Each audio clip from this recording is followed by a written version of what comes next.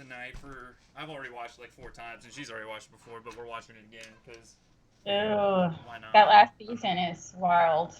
Yes, it is. We just finished Ozymandias. We got 2 episodes left. It's a heck of a season.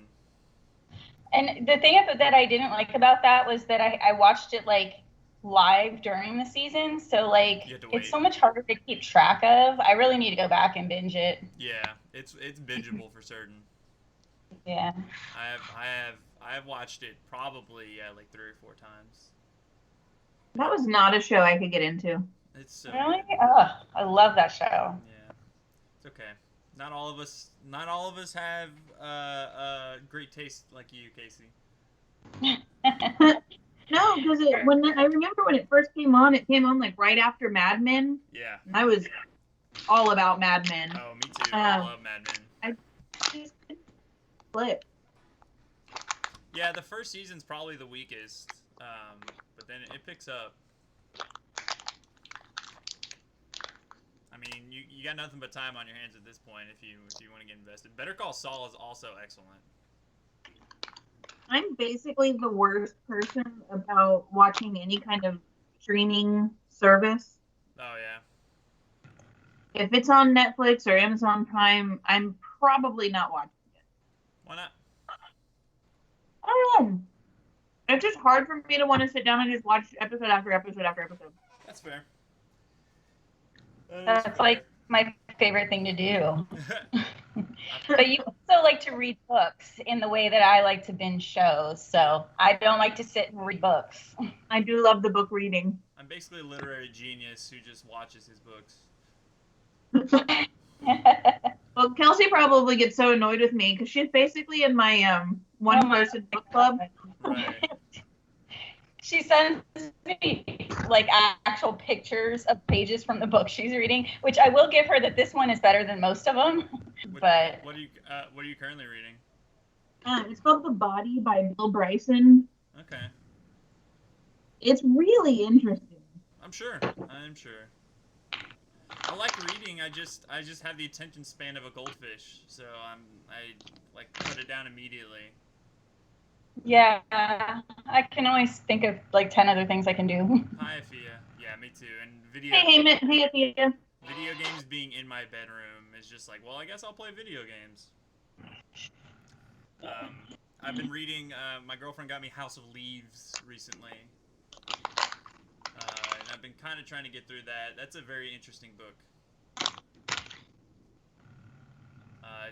It's not a typical literature structure. It's got very weird things going on in it. Like, it's got footnotes that are bigger than the actual book, or like the actual,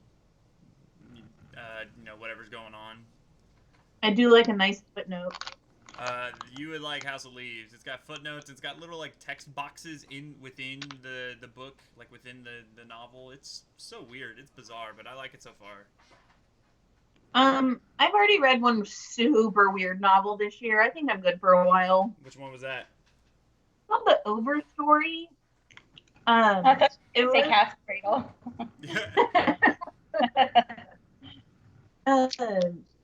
I think this one might have won the Pulitzer or the Man Booker, one of them. But I don't know. It was very weird. I think it was supposed to be like a allegory or a fable about global warming, but it ended up being real trippy. Okay. I like weird. There was something I was just thinking about. A different book.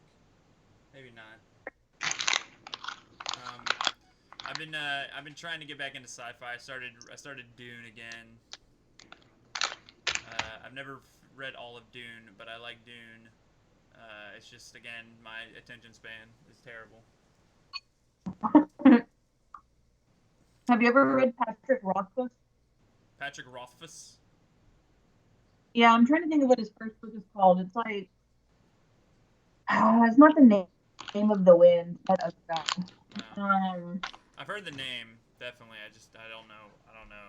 I've definitely not read his stuff, just because I don't read enough to say I've probably read anybody's stuff. Wow, he's got a beard on him.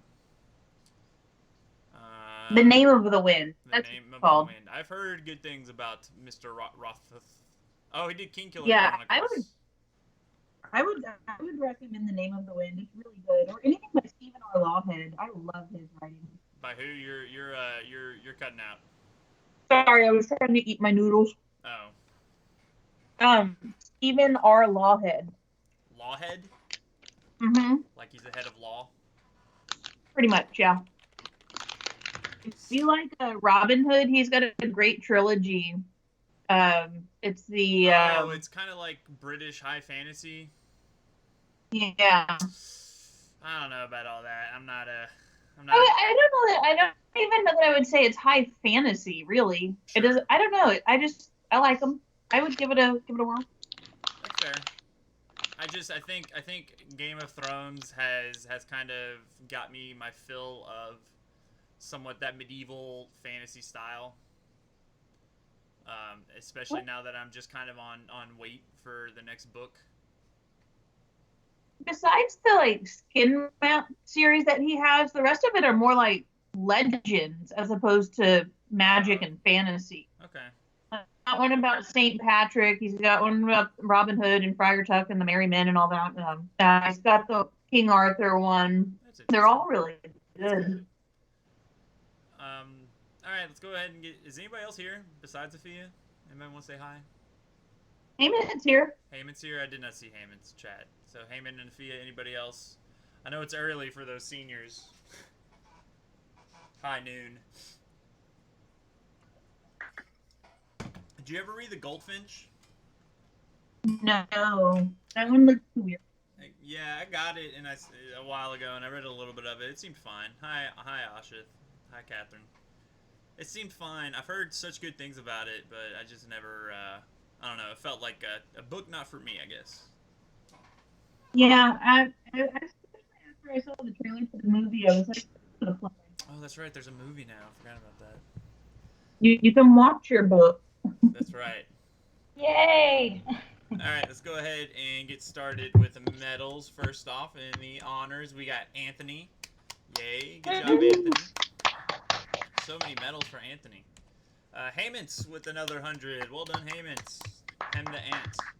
Catherine Fung, a.k.a. Pyromantica. Well done. Good job, Catherine. Hey, there's Mr. Rosenbaum. And there's Rachel Kieran. Yay, good job, Hey, Rachel. Rachel. Good job, Rachel. And then Saloni wrapping up the honors, I believe. Good job, Saloni. Well Good done. job, Saloni. In the Scholastics, we have a bit. Afia, crushing it. Ashith. But don't clap for not Ashith Reggie, because that's not Ashith. It's only Ashith that got the medal, not Ashith Reggie. Okay. Okay, That never makes sense. mind. Catherine Leon, yay! Good job, Catherine. Good job, Catherine. Who's Electrify Pro? Hi. Also, who are you? David with a perfect score. Place your bets now. Mr. Rosenbaum, will we be learning about the 100 Martyrs to Democracy in APUSH? Every No. American school child does. Yes. Emery with a perfect score. Good job, Emery. Jevin, aka Kevin F. Kevin Fung with a perfect score. Jevin. Jevin. Tam, you have an alt profile. That's interesting. Mark Gabino. Well done. Great name. Great name. Great name. And then lastly, Tam, who showed up today just to get his applause for his 100. He's like, all right, I'm out. And the varsity's perfect score belongs to Kevin Dong. Well done, Kevin. Yeah. Good job, Kevin. Not Jevin, but Kevin. Second is Rachel Thomas. I forgot to distinguish between the Rachels again. And then lastly is Chanaza. Welcome back, Chanaza. Good job, Bob Tuba. Bob Tuba. Robert Euphonium. All right. So we got to get through this fairly in a decent pace because Miss Johnston has a meeting to go to at 1 o'clock. That I'm very excited about. Not at all. Yes. No, it's a very good meeting. Lots of important things there. Huniera Morators, which is 100 Martyrs, right? So we're in the taxi cab. We had just had H. Lo Crosby's question answered about the I think it's about Bokononism, right? It's about Yeah. it's about Like Bokonon. why he hadn't been captured. Right. And then we see the boulevard. They're going down the boulevard of 100 Martyrs to Democracy, right? So even the one real noteworthy street is named after the 100 Martyrs to Democracy. So they clearly take this very seriously. And let me put my sterling unclean face up here in Twitch. I haven't showered yet because I'm going running after this. So Yeah, whatever. I feel like a layer, you know. I showered for you at least. That's all I'm saying. I appreciate it. Hey, We gotta get your running out of the way earlier in the day. It is too hot. No, we're digressing here, but playing soccer growing up and going to soccer camps every summer, the heat does not bother me one iota. In fact, sometimes when it's really like when it's this temperature, like I'm gonna get a boost from it. Sometimes when it's too cold, I don't like it. Not that it was too cold this morning. You just wait till you turn 30. Yeah, that's true. And then, but also I woke up late today. I woke up at like almost 8 o'clock. Ugh. It was an accident. It didn't mean for it to happen. But no regrets. So the driver tells him that San Lorenzo declared war on Germany and Japan an hour after Pearl Harbor. Right? What a true ally. They did it pretty much before the United States did, I think, right? Yeah, we waited till the next day. Yep. And then San Lorenzo conscripts 100 men to go fight in the war. To fight on the side on the democracy. Right, which that I would assume means for the United States. And then they were put on a ship bound to the United States, right? Shipped to the U.S. To be armed and trained, right? And then the ship is sunk right outside Bolivar Harbor by a German submarine. Ship sunk by a German U-boat in the Bolivar Harbor, basically. So they didn't even get a chance, right? And then, hey, those are the 100 Martyrs to Democracy, right? They're martyrs, right? They didn't even fight. Just a real shining example of the success of San Lorenzo, right? Hammett wants to know why they wouldn't destroy Bolivar completely. Asha answered correctly. Yes, it's not worth their time at all. I agree. It's even surprising that there's a U-boat in there, but it's probably just like it was randomly patrolling the Caribbean or something, right? They definitely had U-boats all over the Atlantic and into the Gulf of Mexico at times, I think. Yeah. So we get into the hotel, Castle Mona. And they're the first to sign the register at Castle Mona. Specifically Jonah, because H. Lo Crosby is so taken aback, so shocked, startled by the blank register, right? Right, that he refuses to sign it, or he lets Jonah sign first, shocked by the blank register. He's like the first person to a Schoology discussion. I don't know what to do here. Nobody wants to post first. I don't know what to say. And then after this, Crosby tries to go photograph the man working on a huge mosaic, making a mosaic on the fresh plaster. This is H. Lo Crosby, by the way, not Jonah. And then he comes back. We got to describe the mosaic, right? It is a portrait of Mona Ammons Manzano, 20 feet high. And the man working on top of it who's working on it is young and muscular. He's at the top of a stepladder, and he wore nothing but white duck trousers. I don't know what duck trousers are. Probably, well, I guess not a brand. No. They're like, I looked it up. They're like basically like just basic pants, like khakis but white. Do you wear them to hunt ducks? No, you just do them for like work. Like they're like, I don't know, like workers' pants. Right. Excuse me. He's also a white man.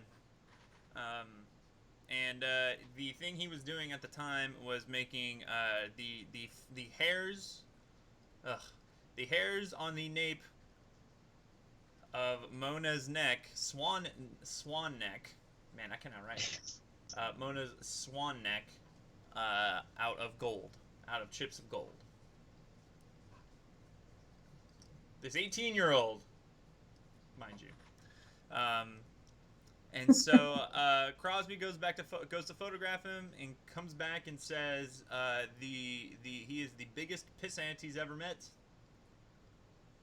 This word, I think it goes away after this chapter. He's the biggest pissant he's ever met, and Crosby is the color of tomato juice. Right, when he does this, right, when he comes back, he's so mad, right? You can't, and he says you can't say a thing to him when that he won't turn inside out, right? Almost like kind of asking like rhetorical questions, like throwing the question back in their face, right? And then so Jonah goes over and says, "I envy you." Jonah goes over and says, "I envy you," and then the painter, the mosaicist, replies. He says, "I always knew that if I was waited long enough, somebody would come and envy me. I keep telling myself to be patient. Sooner or later, somebody envious will come along." I love it. It's very good. He asks him if he's American. He says he is. He keeps on working. He's not very curious about Jonah. He doesn't even turn around to look at him. And then he asks Jonah if he wants to take his photograph. Jonah's like, "Do you mind?" And then he's like, "Well, I'm existing. I breathe. I live. I breathe. Thinking, using the old Descartes. I think, therefore I am. Therefore I am photographable." Jonah comes back and says, "I'm afraid I don't have my camera with me," which is funny that he then earlier he just said like, "Hey, do you mind if I take a picture?" Oh, I don't have a camera.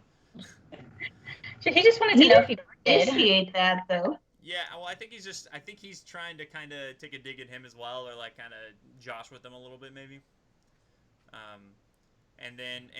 But then he kind of comes up. The painter comes back. He's like, "Get it? You're not one one of those people to trust his memory, are you?" And then Jonah comes back and says, "I don't think I'll forget the face you're working on very soon." Of course, referring to Mona. And then a very interesting line here: "You'll forget it when you're dead, and so will I." Which I find interesting. You'll forget it when you're dead, and so will I. Right? Almost very, I don't know if nihilist is the right term, right? But like, defeatist in a way. When I'm dead, I'm going to forget everything, and I advise you to do the same. And then, so then Jonah keeps asking about the mosaic and has she been posing for it? And then are you working from photographs or what? And then he comes back and says, "I'm working from or what?" And then he basically saying like he's doing it all from memory, right? And then says he knows her, and then Jonah goes on and says, "Man, Frank Honecker's lucky to be marrying her." He says, and then the guy painting comes back and says, "Frank Honecker is a piece of turd." And then He's paraphrasing, guys. Yeah, and then Jonah comes back and says, "You're quite candid." And then the guy retorts, "Well, I'm also rich," which I think implies that since he is rich, he can be candid, right? And then he goes on and says, "Money doesn't necessarily make people happy, so money doesn't equal happiness according to whoever this is, right?" And then Jonah goes on. He's like, "Thanks for the info. You just saved me a lot of trouble. I was just about to make some money." And then he asks how. He says he's writing. And then the guy painting says, "Hey, I wrote a book once." Jonah asks, "What's it called?" He says, "San Lorenzo, the Land, the History of the People," which is the kind of cliffhanger. That's not really a cliffhanger, right? That this whole time has been Philip Castle, the son of Julian Castle, the writer of the book and the owner of the hotel. All right, that's that chapter. This is a pretty quick read. tutored by Bokanon. I just didn't think there was too much to write in that last chapter, so we'll just move on. It's a quick read, and it's really hard to write questions. Oh yeah. Like what this back and forth? Like what exactly am I supposed to ask? What did they Who say? said What this? is Frank Honecker? I will say that I did write the S word, but I censored it That's good. within my quiz. We don't want the So children the S seeing word that. is on the quiz. Yes. When I upload this to YouTube, there's a thing that says like, "Is this for children?" And so thank you for letting me click that, because I wouldn't get any advertising money from YouTube, which I'm not anyways. But I wouldn't be able to get any advertising money if it was not G-rated. Got it. I would never type that word in a quiz on Schoology, but No, it made sense for the question to be authentic. The government would come and take your teaching certificate away. Can you imagine you, Sad, writing a question like that quote in it? Oh God, they're really gonna have to step around writing quotes in their quizzes if they're gonna. It's gonna be really hard for them to write questions about some of the stuff in this book. Yep. Yeah, it really is. So Philip asks him if he's an aspirin salesman because his father needs a lot of aspirin. He's out of aspirin at the Hospital of Hope and Mercy in the jungle. And then he asks for miracle drugs because father enjoys pulling off a miracle now and then. And then he says, Jonah says, "I'm not a drug salesman, I'm a writer." And then Philip's like, "What makes you think a writer isn't a drug salesman?" Which is again the kind of example of what H.L. Crosby was talking about, that Philip is just going to twist words around, right? And then Jonah's like, "Guilty as charged. I could also be a drug salesman." And then he says father needs some kind of book to read to people who are dying or in terrible pain. Book for dying or in terrible pain. And then says, you can make a lot of there's money. There's probably money in it. There's another valuable tip for you. And then Jonah goes on and says, "I could overhaul the 23rd Psalm," which I'm assuming is one of the Bible Psalms, right? I would think so. I'm assuming. It's the Lord is my shepherd one. Oh, okay. "The Lord is my shepherd, and I shall not want. He maketh me to lie down in green pastures. He leadeth me beside the still waters. He restoreth my soul. He leadeth me in the path of righteousness for name's sake. Yeah, though I walk through the valley of the shadow of death, I will fear no evil, for thou art with me. Thy rod and thy staff, they comfort me. Thou preparest a table before me in the presence of mine enemies. Thou anointest my head with oil. My cup runneth over. Surely goodness and mercy shall follow me all the days of my life, and I will dwell in the house of the Lord forever." A lot of quotables in that little bit. So anyways, that's the 23rd Psalm, right? He wants to overhaul. He's joking, right? But where'd I go? He wants to overhaul the 23rd Psalm, switch it around so nobody realizes that it's not the original, right? And turn it into a book. Yeah, turn it into a book. Seems kind of like a stretch. Yeah. Yeah, you should have just channeled Coolio and made it into a fun song. There you go. We keep spending most of our lives living in the valley of the shadow of death. Bokanon tried to overhaul it, and then he found out he couldn't change a word of the 23rd Psalm because it's perfect. And then Jonah goes on, it's like, "Oh, you know Bokanon?" And then Philip's like, "Yeah, I know him. He was my tutor. He tutored Philip and Mona when they were little." Which makes me think that Philip's about the same age as Mona, maybe a little older. More age appropriate than Jonah, though. If she's 18 and he's 18 and he's owning a hotel, he's doing all right. Yeah, he is, but also I would probably assume it's because of his father, right? Yeah, probably. Yeah. He's very rich. Yep. He's very rich, or his dad is. Right. And then Jonah asks, was he a good tutor? And then he's like, "Well, we can both read and write and do simple sums if that makes him a good tutor." Right. All right, chapter 71. Yes, the truest sentence of the book: "The happiness of being an American." Just as an aside, and I know the kids can't see him, but Coach Rose looks really happy that he stayed in on this chat today. I didn't know he was still here. He's muted. He's shouting at us and he's muted. Does he He's know? not going to give us the satisfaction of knowing what he's saying. He just is there grinning. He's very happy to be an American today. I'm enjoying it immensely. Yes. he's so jealous he hasn't read the book yet. Very much so. I think he just wanted some company, some internet company. I'm lonely.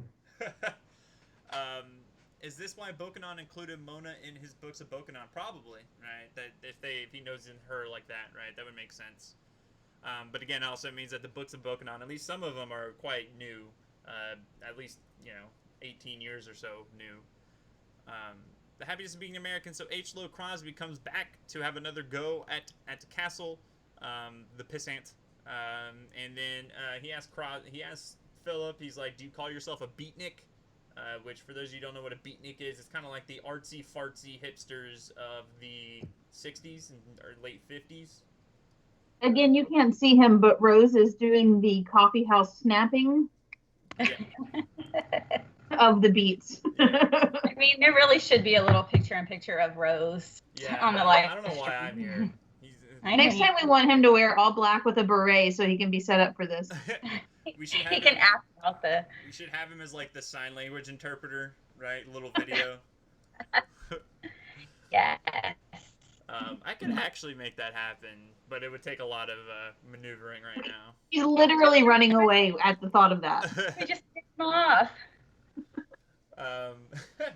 So Philip says he's a Bokanonist, and then H. Lowe Crosby's like, wait, that's illegal. That's illegal in this country.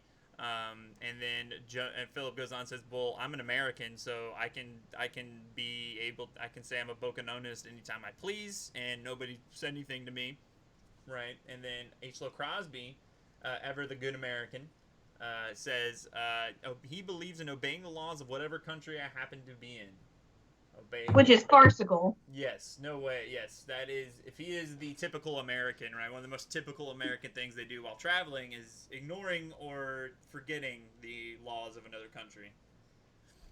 Especially. Or he's literally trying to move his bicycle factory to avoid the laws of his country too. Also true. Also a very good point. That's not necessarily true. He might have been in other countries, right? It's possible. Could be. Go ahead. Casey, were you saying something? Oh, no, I was just saying could be. Yeah.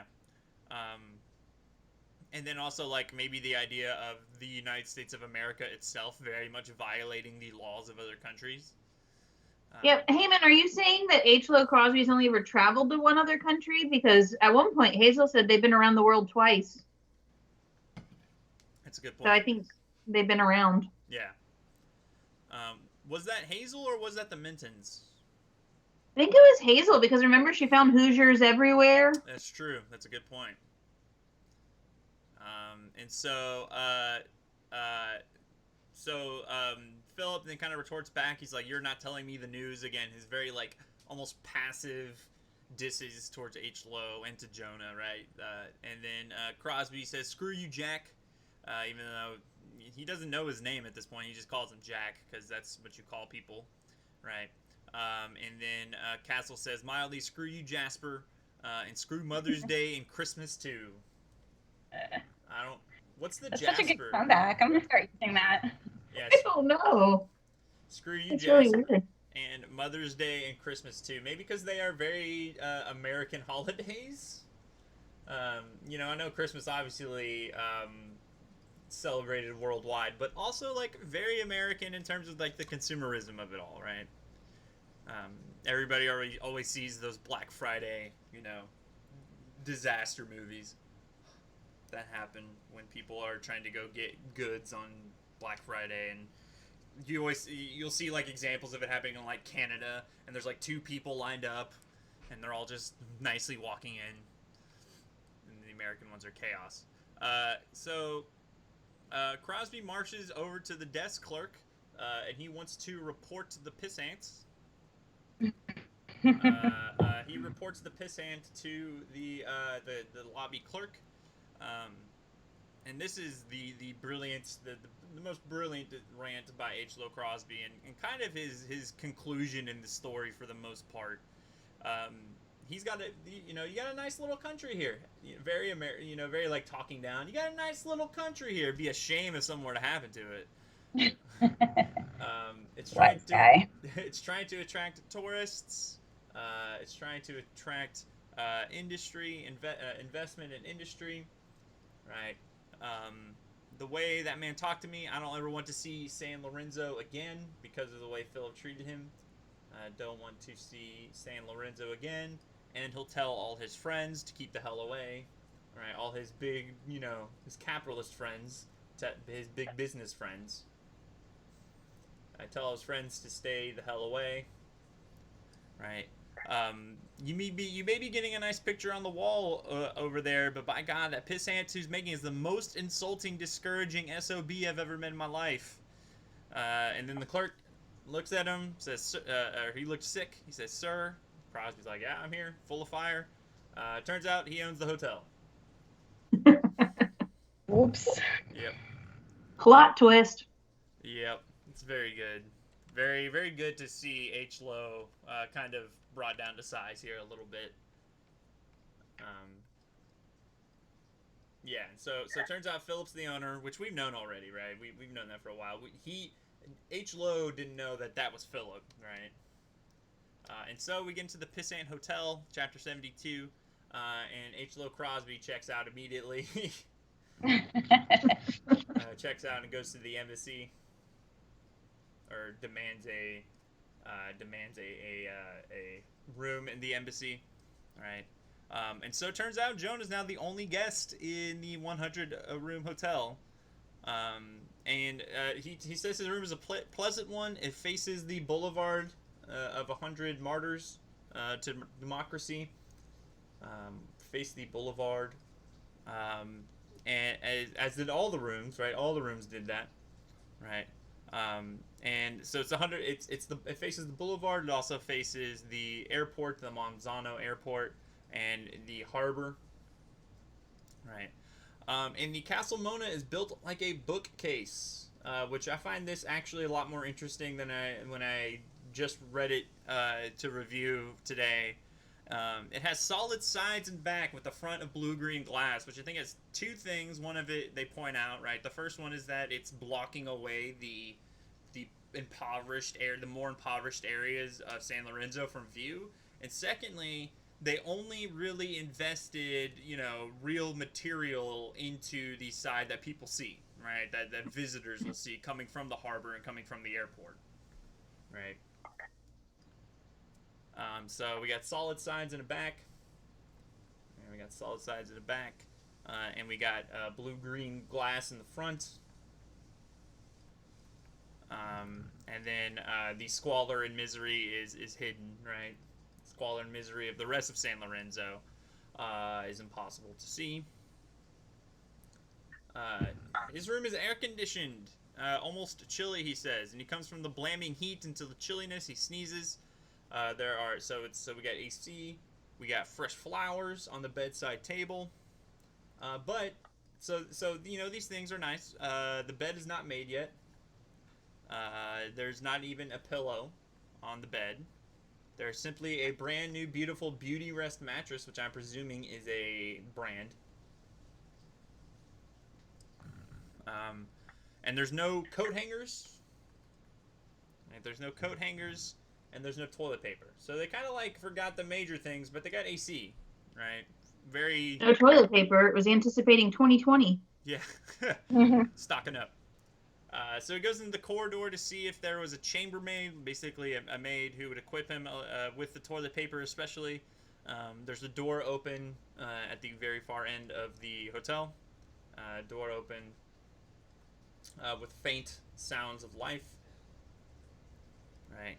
And then he goes to the door and finds a large suite paid with drop cloths, right? So basically, they're probably, it sounds like they're painting, right? Or the room's not ready in one way or the other. So the drop cloths cover the room, and then the two painters, so it was being painted, right, as they pointed out, but two painters weren't painting. Instead, what they were doing was sitting on a shelf that ran the width of the wall, sitting on a wall length shelf. They had their shoes off. They had their eyes closed, and they were facing each other. Facing each other. They were pressing the soles of their feet together. Gross. Gross. I mean, I don't know about you. I'm not. It's not something I want to do. Each grasped their own ankles, giving themselves the rigidity of a triangle. And then Jonah kind of clears his throat. Yes, Heyman's pressing their souls together to connect their souls. Yes.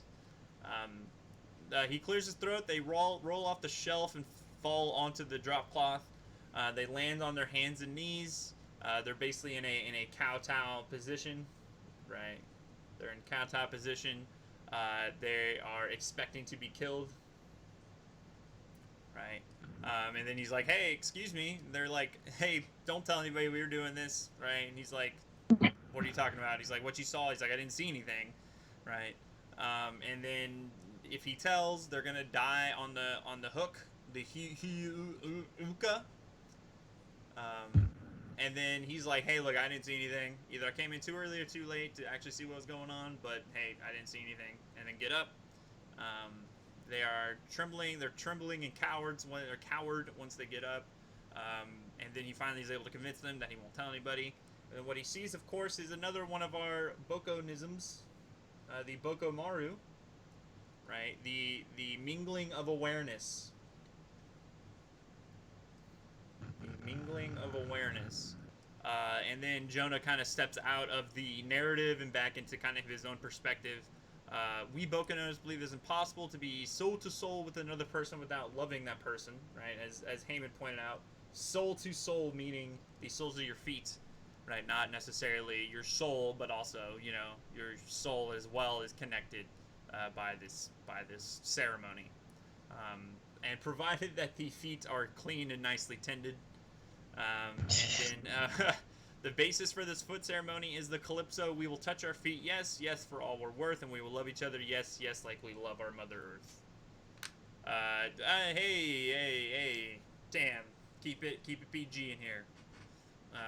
It's not necessarily what it is. It's just part of the religion, right? It's just making connection. Yeah, there, sure.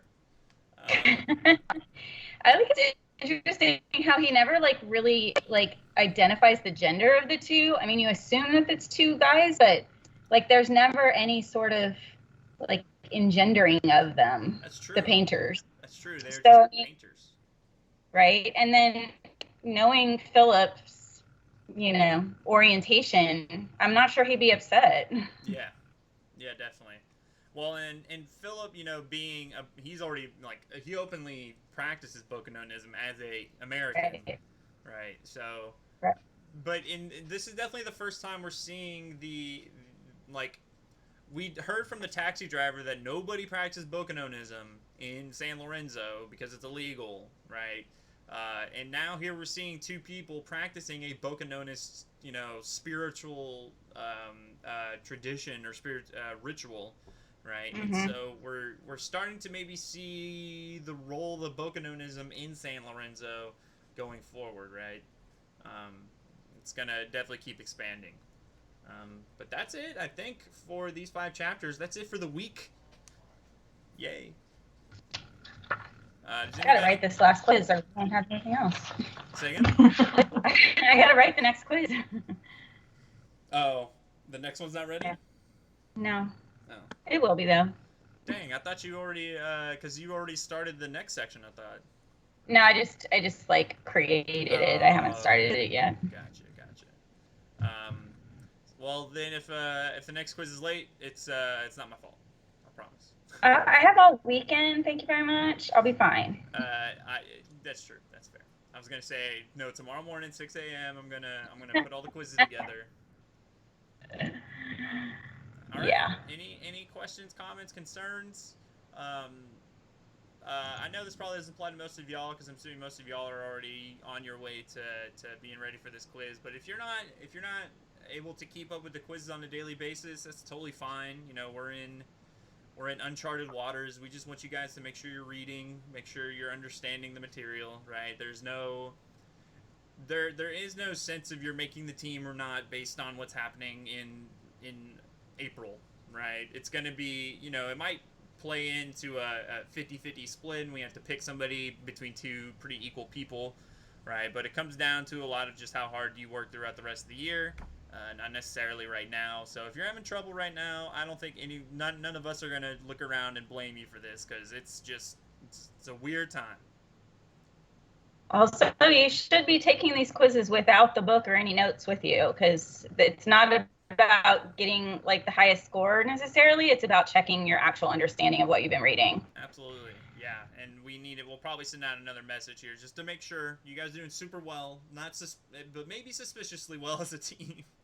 Right, and we're only talking to a handful of people. We need to make sure that everybody understands that. Yeah, so we'll definitely be sending out something team wide.